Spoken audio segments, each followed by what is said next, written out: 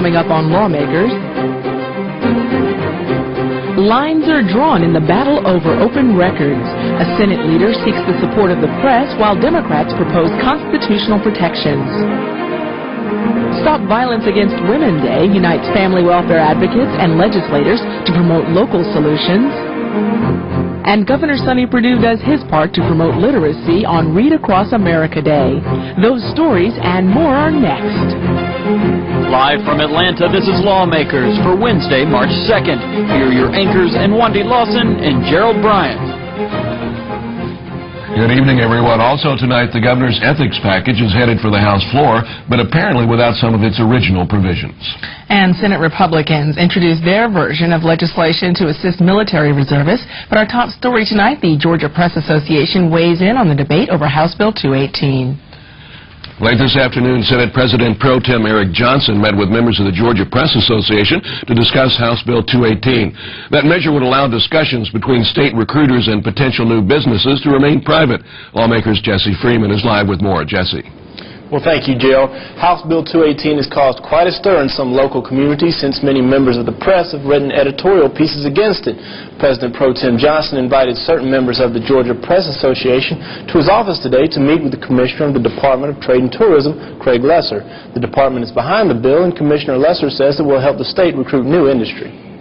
Georgia Press Association President Sam Jones was joined by past presidents of the organization in the office of the Senate President Pro Tem, who wanted to foster a dialogue about HB 218. There has not been any railroad on this bill, and it's a well-intentioned bill. So part of what I think we need to determine if we're going to continue the dialogue is who in the heck do we talk to?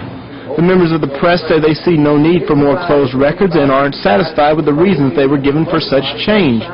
So it is up to interpretation exactly how much progress was made. You always make progress when people get to hear where you're coming from. And I think the members of the media heard the commissioner talk about the specific problems, but more generally the general business strategy issue that we have in Georgia industrial recruitment, and the commissioner and I heard on behalf of the Senate and the people of Georgia the concern the media has for abuse, and that and allowing that privilege is going to allow people to abuse it. And some of the members of the press pleaded with President Pro Tem Johnson to have further discussion about the bill and to hold the bill up until next session. While he said he would be happy to have further discussion, Johnson stopped short of promising that the bill would not be taken up this year. Reporting live, I'm Jesse Freeman for Lawmakers. Thank you very much, Jesse. Meanwhile, Democrats in the House and Senate are proposing a constitutional amendment to prevent the state from making deals behind closed doors. Lieutenant Governor Mark Taylor told reporters today that a constitutional guarantee to open records and open meetings is necessary to protect the public. We're really here for one reason: Watergate. If you think back to the movement that came into this country and moved across this country in the 70s with the creation of the Freedom of Information Act, the great tragedy of the secrecy of the Nixon administration and the corruption of that administration, you saw a call in this country for sunshine in government and access to public records. I can't believe that everyone here in Georgia is now so young that they have forgotten that commitment and that desire of the American people to have their business handled in the sunshine. Is memory loss a side effect of partisan power? I think not. The joint resolution proposed by House and Senate Democrats would require that exceptions to the Open Records Act be approved by a two-thirds majority in both chambers. It would also require the legislature to renew existing open meeting exemptions, including information covered by the attorney-client privilege, tax matters, staff meetings, and deliberations of the Board of Pardons and Paroles. Current open records exemptions include medical records, certain law enforcement records, initial appraisals for the purchase of government property, and records related to General Assembly staff services. Exemptions not renewed could be made public. Representative DuBose Porter said that the proposed legislation would improve ethics under the Gold Dome. When we have talked to local governments, probably the biggest resentment is we, as the General Assembly, force things on local governments and local institutions that we're not willing to do on ourselves. And that's wrong, too. Why did we do it before? Because we never thought we would have the assault on openness that we've had this session, whether it's on property rights, whether it's on access to information. And today, for the calendar tomorrow, even our Board of Regents want their records closed. And that's probably one of the most disappointing bills that I've seen this session. The resolution is slated to be introduced in both chambers tomorrow. Senate Republicans today said they are sponsoring legislation to aid Georgia National Guard and Reserve personnel serving overseas. The legislation includes some assistance to families and a scholarship program, as described by Senate Majority Leader Bill Stevens. Each soldier who is deployed will receive a scholarship of up to $2,000 per year, up to $8,000 total for their education.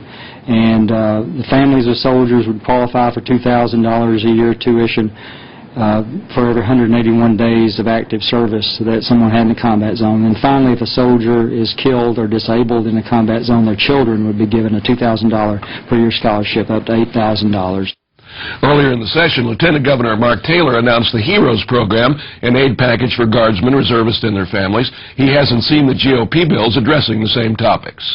Well, I look forward to seeing their proposals, and we're anxious to use the remaining 14 days in the legislative session to get the HEROES package through. You know, I've never been one to be concerned about what bill number something passes under or who gets the credit for it, but the legislation is important. It's important to our guardsmen. It's important to their families. It'll make Georgia a better state, and I look forward to working with anyone under the Gold Dome who wants to help our Guard and Reserve. Now, part of the Taylor legislative package would require a constitutional amendment. Majority Leader Stevens says the GOP plan can be implemented shortly after it's passed. Well, also today, Governor Sonny Perdue's ethics legislation is one step closer to becoming law. The House Ethics Committee passed House Bill 48 by committee substitute.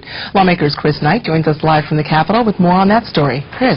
That's right, Wandy. House Bill 48 passed out of committee with several changes, including striking the section of the legislation dealing with conflict of interest. Now, those supporting House Bill 48 maintain that this ethics legislation would be the strongest ever passed in the state, but those opposing the bill think otherwise.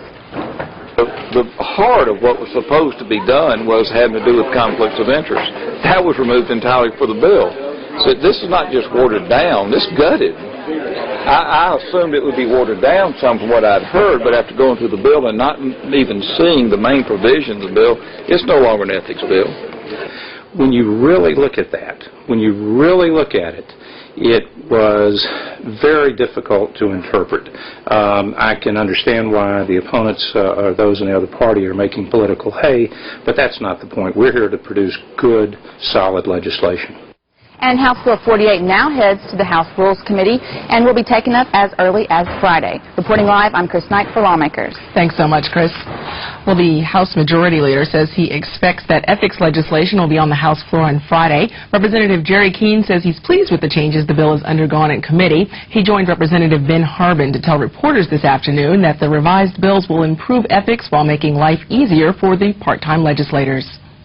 Personally, I was troubled by the language in the original bill that would take someone like myself or Ben who work and who attend functions, for example, for our industry, whether it's the insurance industry and the investment industry, and there was no way to clearly define if you're going as a legislator or if you're going as an insurance broker or an investment broker. And in many cases, that language would have prevented us from even attending those industry meetings. Along with the ethics bill, Republican leaders say the House will also vote on the 2006 budget on Friday. Appropriations Chair Ben Harbin said one area that's still being fine-tuned is funding for Peach Care, health insurance for children. Our goal there is to be fair with the Peach Care language. I think the current system where one time late, 3 months out, it's a little harsh dealing with the population we're looking at. We want to have some flexibility so they can maintain the coverage if there's just an error, just very similar to what you have in our private health insurance, where you have some grace periods. And we're going to try to establish that, but we don't want to put a huge burden on the department where it becomes so hard to manage that they can't do the job that we're asking them to do as well. The House Appropriations Committee is expected to approve the 2006 budget when it meets tomorrow morning. Meanwhile, sources say that House and Senate conferees have reached a compromise agreement on the supplemental 2005 budget. The House today approved Governor Sonny Perdue's tourism initiative. Representative Vance Smith explained that Senate Bill 125 would consolidate statewide tourism marketing. It creates the Tourism Foundation Board. We'll have the Commissioner of Economic Development will be the chairperson. We'll have Commissioner of Natural Resources. You'll have representatives from the different authorities across the state, such as Lake Lanier Island, Georgia Mountain Authority. We'll have some additional private members appointed by the governor. They will come together, work with their rules and regulations, come up with their rules and regulations, and their #1 effort in the state of Georgia is going to be tourism. Now, tourism is the state's second largest industry. About 200,000 Georgians are employed in the tourism trade, which generates about $1 billion each year. The Representative Amos Amerson wanted to know why the bill does not address stock car racing, a sport that he said attracts more fans than professional football. This bill specifically leaves out racing. It's got music, it's got sports, it's got a lot of things, but no racing. Actually, we're working now to bring NASCAR Hall of Fame here to the state of Georgia. That's under works right now. And Senate Bill 125 passed 146 to 1. Because the bill was changed in committee, the legislation returns to the Senate. And the state Senate today tabled a bill that would make it optional for police departments to have a light bar on top of their vehicles. Senator John Douglas said that would help in apprehending reckless drivers and save police departments money. Let me tell you what this bill is not. This bill is not in any way, shape, or form an effort to use unmarked police cars for traffic enforcement. As you can see from the pictures on either side of me up here in the well, cars would still be clearly marked, would still have the lights on them, on the front and rear, as example on the right here. See the lights in the grill, you can see the strobe lights in the headlights and the tail lights. There's also blue lights that would be visible on the front and rear of the vehicle. There's no way that this car could be confused with an unmarked police car trying to stop someone at night. Senator Gloria Butler was among several senators who said they were concerned that if the bill passed, motorists wouldn't be sure if they were being stopped by a police officer or a dangerous imposter. When I was growing up, oftentimes I would do something that my mother didn't think was so smart, and she would say, "Have you taken leave of your senses?" And I think if we passed this bill out of here today, we would have taken leave of our senses. Now, we've heard a lot on this subject, up one side, down the other, and I don't think I like that option of allowing law enforcement not to have their cars marked so that the women in this state can see who's driving up behind them. After several moments of discussion, the bill was tabled, meaning the Senate can vote any time to renew the debate on Senate Bill 64. The House Committee on Regulated Industries today passed a bill that would prevent state employee labor unions from lobbying with funds from union dues. The bill is sponsored by Representative Ron Forster, who says it will give employees the option to get union benefits even though they may not agree with the group politically. Here are some highlights from the debate. My members depend on me and my e-board to spend my off-duty time or my on-duty time when the chief allows me to go over to City Hall and to negotiate with City Council and with the mayor to help our officers. They pay a membership due to be in the union. They don't have to be in the union. There's an association they can belong to, or they don't have to belong to anything because we don't have collective bargaining to begin with. This law would set up a two-tier system, one for public sector employees and one for everybody else. And that is inherently unfair, unconstitutional, and frankly un-American. We are an entirely voluntary organization. The membership dues are voluntary, the PAC contributions are voluntary, and all the decisions made about how the money is spent, including my job and PAC contributions, are made by the members. So I think that this bill is about openness and sunshine. Actually would probably increase union members that disagree with the political philosophy but would like to have the union benefits. An amendment that would have made the bill apply to all lobbying organizations failed by one vote. That vote was cast by ex officio Hawk member Stacey Reese. Meanwhile, legislation which aims to slow methamphetamine producers from obtaining the products they need to make the drug was discussed in the House Non-Civil Judiciary Committee today. Excuse me. Two different bills with the same overall goal were in committee, so they had to choose one of the two before moving forward. David Zelski joins us live with the details. David. Well, thanks, Gerald. Representative Jay Neal sponsors House Bill 216, and Representative Calvin Hill sponsors House Bill 19. Both bills deal with sales restrictions involving 9 over-the-counter products with pseudoephedrine. But the majority of the committee believed Representative Hill's bill, which put pseudoephedrine behind the pharmacy counter, was too much of a restriction. It's a surgical strike. It solves the problem. It solves it very effectively. Is there some leakage? I'm sure there's leakage in everything in the world. We can't stop the rest of the world. But this is the most effective manner. We're not going to hurt or inconvenience anybody. Representative Neal's bill, House Bill 216, would put more restrictions on the wholesalers of pseudoephedrine. It would also have retailers put meth watch signs on all products that are used to manufacture methamphetamine. If someone comes into a store and they buy 6 or 8 products and every one of them are meth watch products, that clerk could fill out a suspicious activity report and fax it to local law enforcement.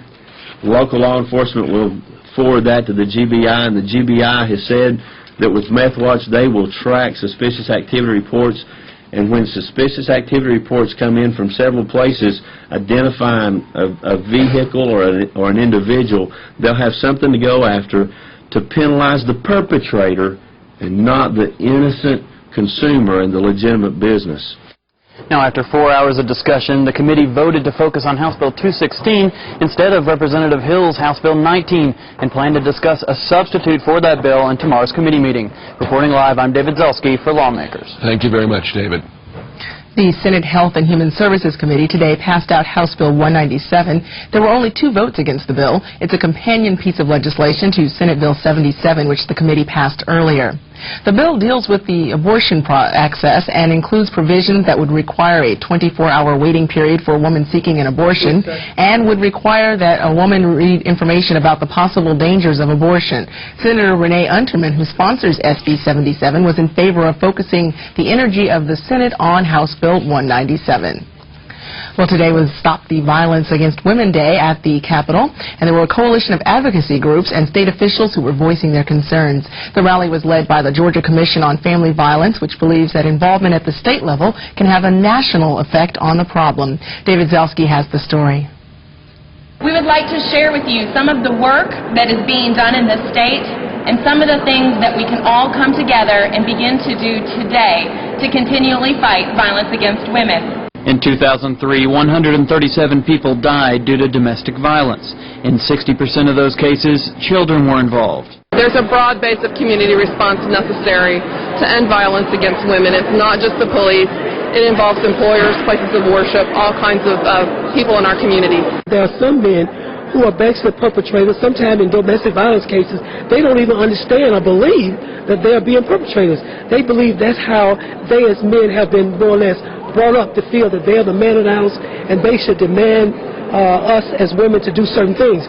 Attorney General Thurbert Baker also attended to announce the launch of the Georgia Corporate Domestic Violence Initiative.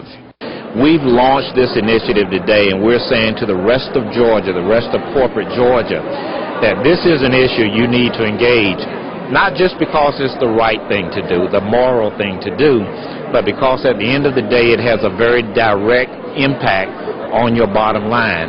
Businesses across America are losing $3 to $5 billion a year as a result of domestic violence.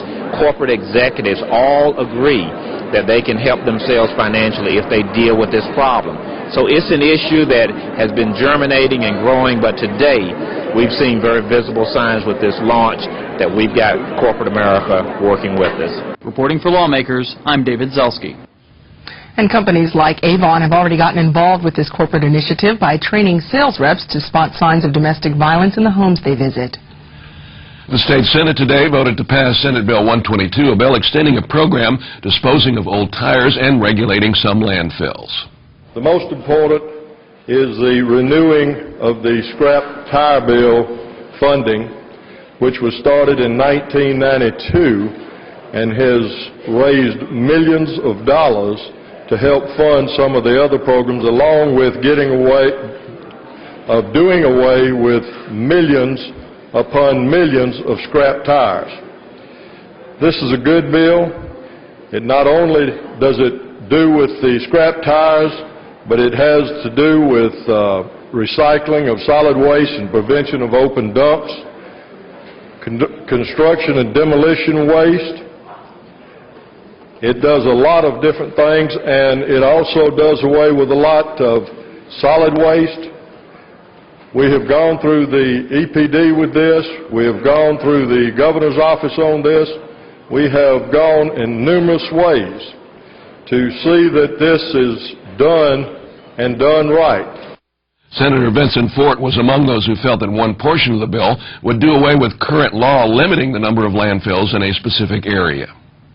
What Section 8A would do is eliminate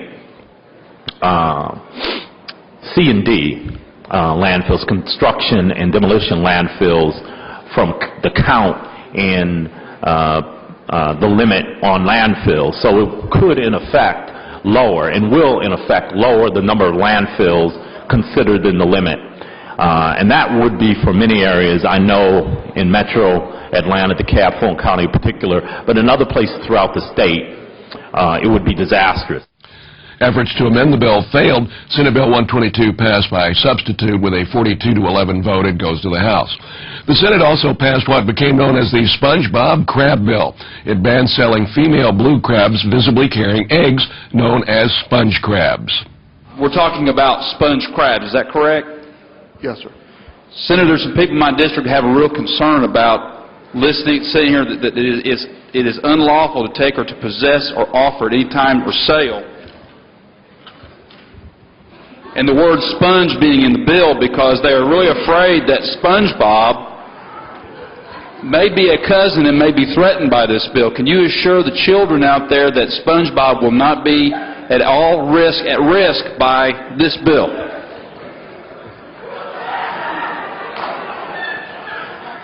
Yes, sir, I can assure them of that. That has been some of the rumors that were spreaded around the Senate and other parts of the General Assembly, but I'm here to say that there's no threat for SpongeBob at all. Well, the sponge crab bill passed 49-0, and it's on its way to the House. Well, those who want to become land surveyors may have to spend a few more years in school if a measure approved by the House today makes it through the General Assembly. Representative David Graves explained that requiring professional engineers and land surveyors to get 4-year degrees will improve the industry in general. On the exams now, less than half the people that are taking the test are passing the test to become land surveyor and engineer. That's lumped together. Less than half the people are doing that. The way it is now, you can have a degree or no degree. You can have a degree in something totally out there as long as you've taken a few set courses as far as understanding land surveying, some technical classes. You can take that and become that. You can be given that degree to take the test. House Bill 444 passed without opposition and moves to the Senate. The House also agreed to extend spearfishing to include catfish. While the sponsor of House Bill 301 thought he had an easy bill, the matter did generate several questions. Introduced last year, it got contaminated in the Senate. We cleaned it back up this year, and we're reintroducing it again. It simply does two things. It allows the sportsmen in Georgia to spearfish for catfish in the Savannah River Basin. It also allows them to noodle in the creeks and the byways. And I answer any questions. Could you explain the word gigging? Gigging? This is not a gigging bill. Oh, okay. This is a noodling bill. Okay. I know what he asked, but what is noodling? The same thing. It's synonym for grappling. Say it again. Grappling. Grappling. Yeah. You know what we used to do when we were younger? We'd reach our hand up in that creek bank and pull that catfish out. I grew up in Harlem. Oh. there were no creeks. You probably didn't have that opportunity. Right. See, Georgia provides many opportunities to us. Thank you, sir. Well, that bill went on to pass by a vote of 161-0 and now moves to the Senate. Well, some people were seeing red at the Capitol today as the governor declared it Red Cross Day. A blood drive was held as part of that event. Lawmakers Angela Vondrasek has more. Governor Sonny Perdue thanked the Red Cross for their efforts in Georgia and throughout the world. In Georgia last year, You, Red Cross, provided support for following more than 2,800 disasters such as tornadoes, flooding, and residential fires.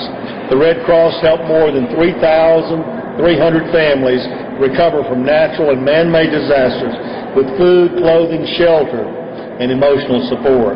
Organizers of the blood drive hope that at least 33 individuals would come forward and donate today. March being Red Cross Month, and with having the governor's backing, this is one way that we try to reach out to the public and thank them for their support, but then also let them know that it's constantly needed and that we constantly need blood. In Georgia, we need 1,200 units of blood each weekday to meet the needs of our patients. Currently, we don't collect enough blood to meet our needs, so we import blood from other parts of the nation. Everybody wants to do their part, and especially after disasters that happened recently, it's very important and a big deal to be able to contribute my part by donating blood. Just 3% of Georgia's eligible citizens donate blood. Any healthy individual aged 17 or older and weighing at least 110 pounds is able to donate. Reporting for Lawmakers, I'm Angela Von Drassic. Well, Governor Perdue, along with officials from schools, libraries, and other businesses throughout Georgia, joined forces in a national effort to encourage young people to read. Read Across America Day is celebrated on the birthday of the late Theodore Geisel, known the world over as Dr. Seuss. Lawmakers Chriss Knight has more on the annual event. You're off to great places. You're off and away. Governor Sonny Perdue reads to a group of first graders at Maine Elementary School in Rome, Georgia, as part of Read Across America Day. Read Across America is a nationwide effort to encourage youngsters to read. The annual event is celebrated on the birthday of children's author Dr. Seuss. Just to get kids to read and to love to read and share reading with friends and parents and so forth. And these students love to read, and it shows. Yes, I love to read. What's your favorite book? My favorite book was The Island of the Blue Dolphin. I love to read. My favorite book is Hatchet. But why is it important to read? If you don't read, you're not going to know that. Because it makes you more smarter. Because you never know when you might learn new things. The governor also took the time to congratulate these students on their top performance of the CRCT exam, a test of the Georgia education curriculum. If you learn how to read, you can learn how to learn, and you can keep on learning all of your life. And that's what we want to instill. That's what's happening here in Maine Elementary this morning. Well, I think one of the things that has helped our school is that we have a very rigorous curriculum. We monitor the progress of our kids from the time they walk to our school to the time they leave. Reporting for Lawmakers, I'm Chriss Knight.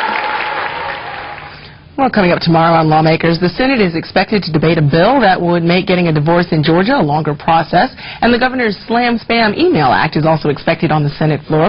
We'll have those stories and all the latest from under the Gold Dome. That's tomorrow at 7 p.m.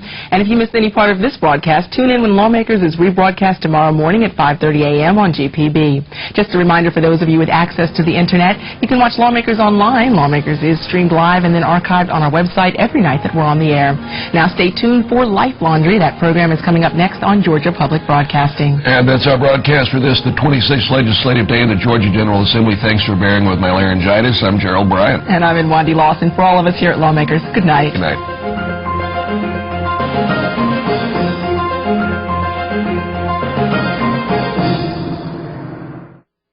This has been a production of Georgia Public Broadcasting.